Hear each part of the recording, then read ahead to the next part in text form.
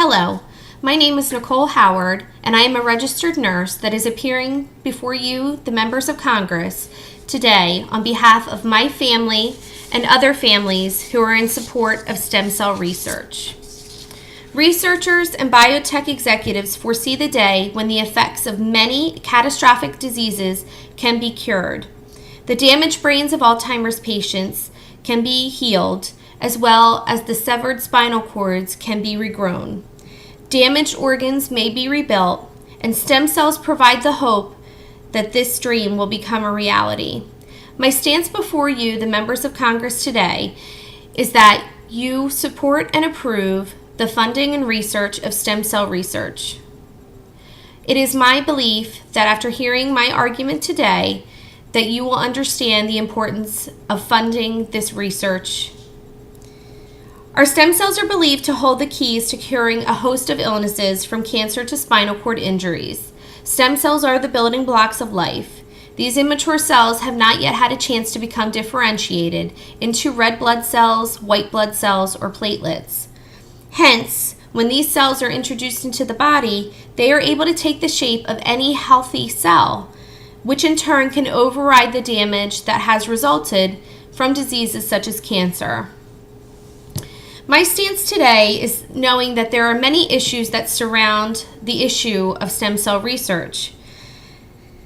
These issues have evolved over the course of many years, and the bioethics behind the matter tackle many areas of debate, the most infamous being those that are surrounding embryonic stem cells.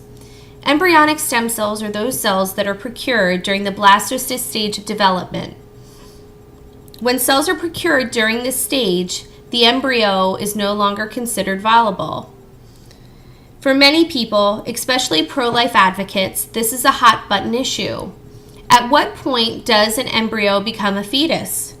For some, an embryo does not become a fetus until the actual completion of the blastocyst stage of development. For others, an embryo is considered a baby at the time of conception. This theory holds true for many pro-life advocates, in the belief that the human life is inviolable, combined with the fact that human life begins when a sperm fertilizes an egg to form a single cell. With that being said, do not all human beings then have the right to life, a life free of disease? Thousands of people die each year from a myriad of diseases that could benefit from stem cell research. But by denying access to these stem cells and such research, the pro-life movement, as well as other non-supporters of stem cell research, are showing that not all human life is inviolable, just their definition of human life.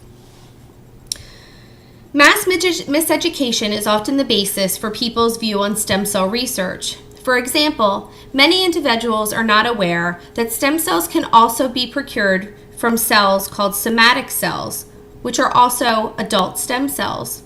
These cells have been found among differentiated cells in tissues or organs such as the brain or heart. Such organs do have the capability to renew themselves to a degree after trauma or injury has occurred. Research at one time also focused on obtaining stem cells of mouse cells. These techniques for separating and culturing mouse embryonic stem cells from the inner mass of the blastocyst was first developed in the 1980s with much results. By utilizing mice to obtain stem cells and inject those same stem cells into mice that have had a disease, it was proven time and time again that these cells could very well hold the key to curing a host of illnesses. The lack of understanding and the legal roadblocks that have been placed by society and the government leave scientists unable to research these avenues further, thus delaying life-saving treatments and killing thousands of our fellow mankind each year. I would like you, the members of Congress, to envision for me today a child, all of about 4 years old, laying in a hospital bed on Christmas Eve. I want you to imagine that that child is your son or daughter, niece or nephew, and that you are looking into their angelic face with fear in their eyes at their unfamiliar surroundings. Your family has just learned that this child has cancer. A million thoughts are racing through your head. Will this child die? How will I explain these circumstances to them? The doctors go on to tell your family that there are many chemotherapy treatments that this child will have to undergo, many being so toxic that it will be the treatment that will kill this child and not the disease itself.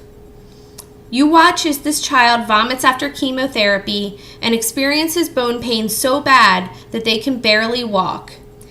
You watch as the child loses their head full of beautiful hair that your family has combed and put into pigtails on many an occasion.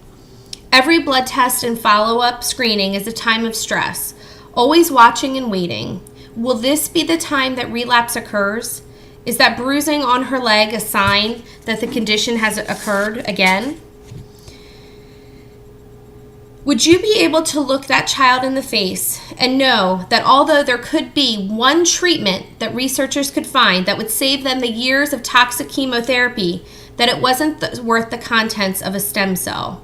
Would you be able to look your niece or nephew, son or daughter, brother or sister in the eye and say to them that they did not deserve a cure?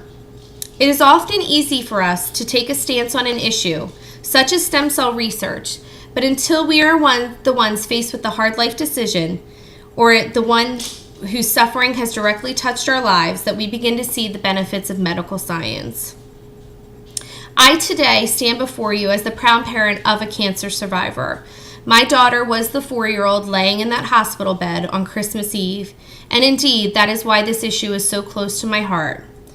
Unfortunately, it is due to the miseducation of the process of procuring stem cells and the benefits that stem cells can provide that debates surrounding this issue are occurring. In turn, without these debates, researchers would not be pushed further and would not constantly be striving to find a cure for diseases such as cancer. By denying the science the right to procure and utilize stem cells, we are in turn causing devastating effects on those with these diseases that could benefit from these treatments. At what point are you, the members of Congress, willing to admit that the life of a living, breathing human being is worth more than the content of a single cell? I thank you all very much for your time, and I hope that you have a wonderful day.